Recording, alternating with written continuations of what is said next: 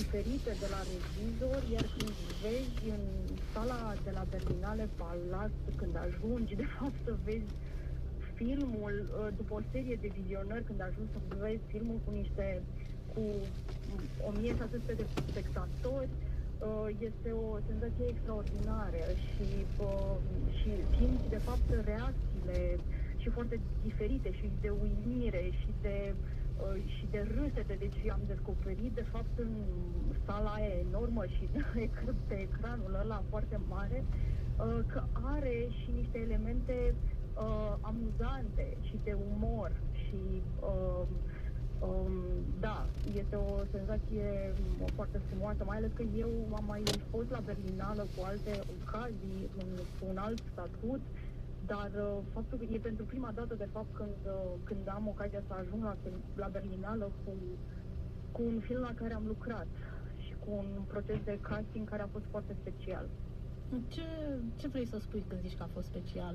Vorbea și Adina puțin mai devreme, am ascultat-o împreună și spunea că în acest film apar nu doar actori profesioniști, apar și foarte mulți actori neprofesioniști. Eu am lucrat foarte mult pe partea de actori profesioniști, dar procesul de casting, de fapt, consta nu numai în explorarea abilităților la nivel de talent și meserie, ci cunoașterea lor și la nivel uman și a intereselor lor. Adică am ținut foarte tare cumva să mix and match și interesele și evoluția și lucrurile despre viață, credințele lor despre care am vorbit. Procesul de casting însemna interviuri foarte multe, interviuri filmate pe care eu le-am făcut de-a lungul acestei perioade. Și coordonarea castingului din afară, dar deci coordonarea castingului care ține de actori. Am înțeles, a fost așa este un proiect ambițios. El nu se va sfârși aici pentru că va fi o platformă multimedia, dar mai multe despre asta o să vorbim la momentul potrivit, când sperăm să o avem pe Adina chiar aici invitată la scena și ecranul alături de noi. Florin, mulțumesc foarte mult pentru această intervenție, cred că tot bine cu altă ocazie. Mulțumesc și eu, Elena, mulțumesc.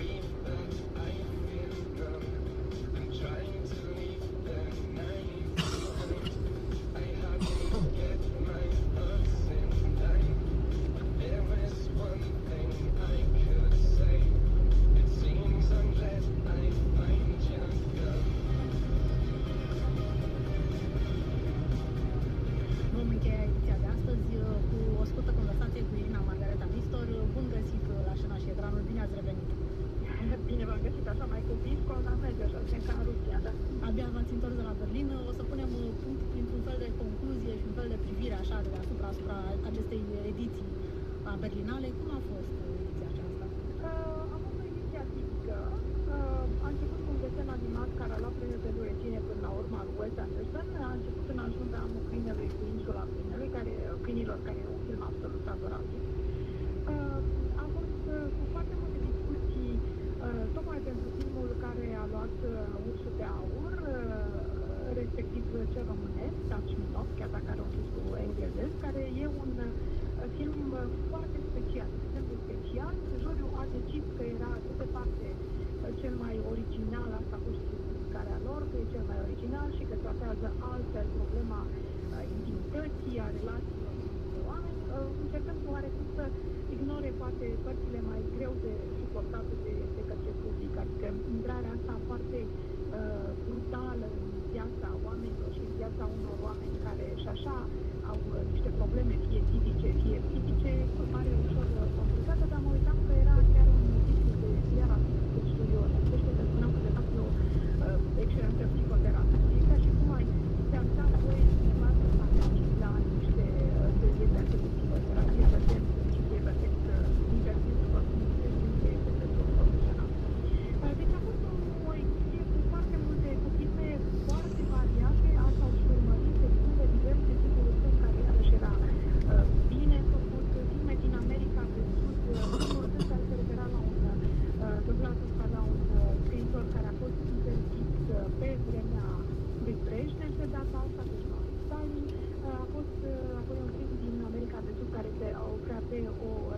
relație între două femei care nu mai sunt foarte tinere, dar o relație de asta foarte atașantă și publicul din nou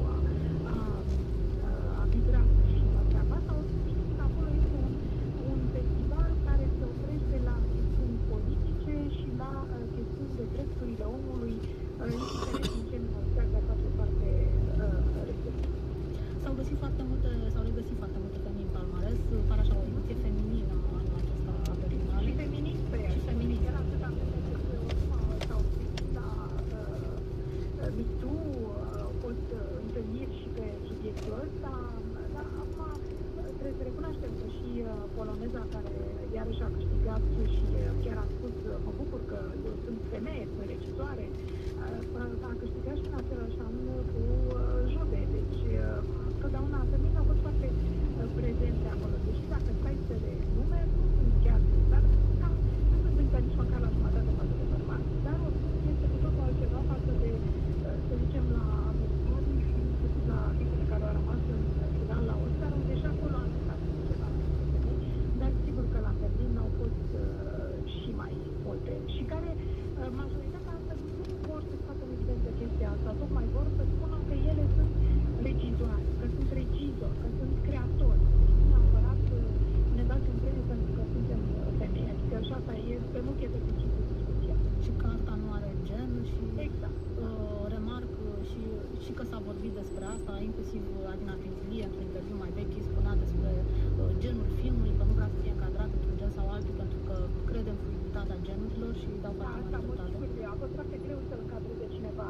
O parte au spus că este docudramă, o parte au spus că e documentar, alții au spus că e ficțiune la granița cu documentar. Era foarte greu de definit.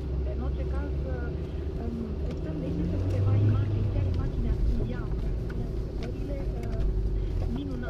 minunat filmate și extrem de originale.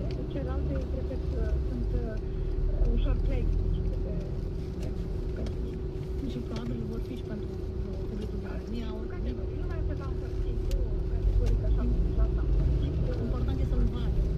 E foarte important să vadă deja publicitatea extrămită. Și în momentul în care publicitatea extrămită, știi cum spunea mama unui mare producător american, Timiu și-a ales cea mai frumoasă bucurie, cumperi marfa și dacă nu-ți place, nu-ți dă nimeni banii înapoi. Deci asta e important, lumea să meargă să vadă marfa. Să mai dureze până o să vină marfa pe mare ecrane, pentru că mai merge pe la niște festivale. Da, probabil spre finalul anului ne așteptăm să vedem pe marile ecrane. Ca de obicei, sub reflector este mai ales competiția oficială. Ați apucat să vedeți filme și din celelalte... Da, am văzut 50 de filme, așa că am văzut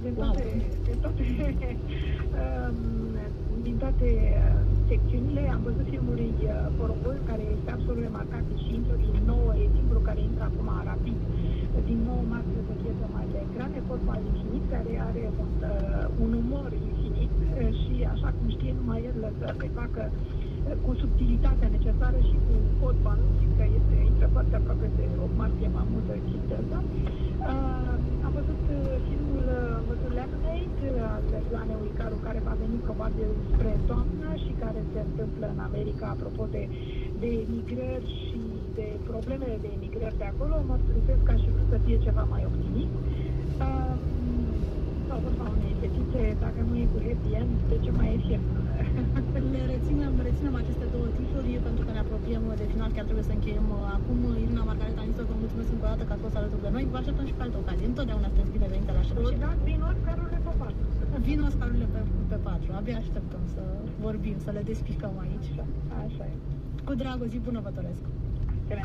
Asta a fost pentru astăzi. Elena Vlădăreanu sunt. Ne întâlnim săptămâna viitoare cu Oscarurile.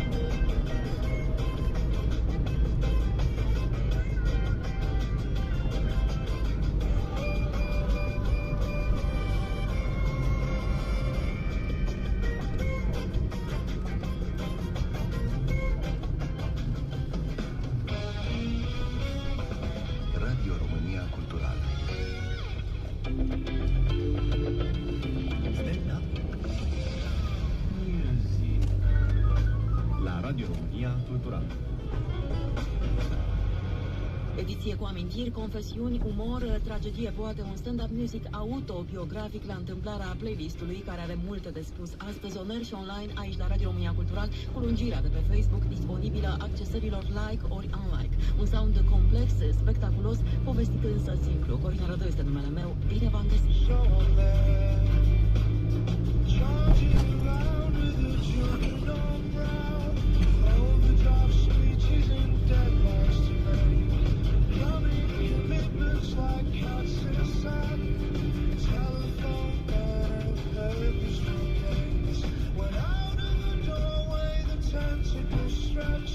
The song that I know in the world moves slow-mo straight to my head like the first cigarette of the day.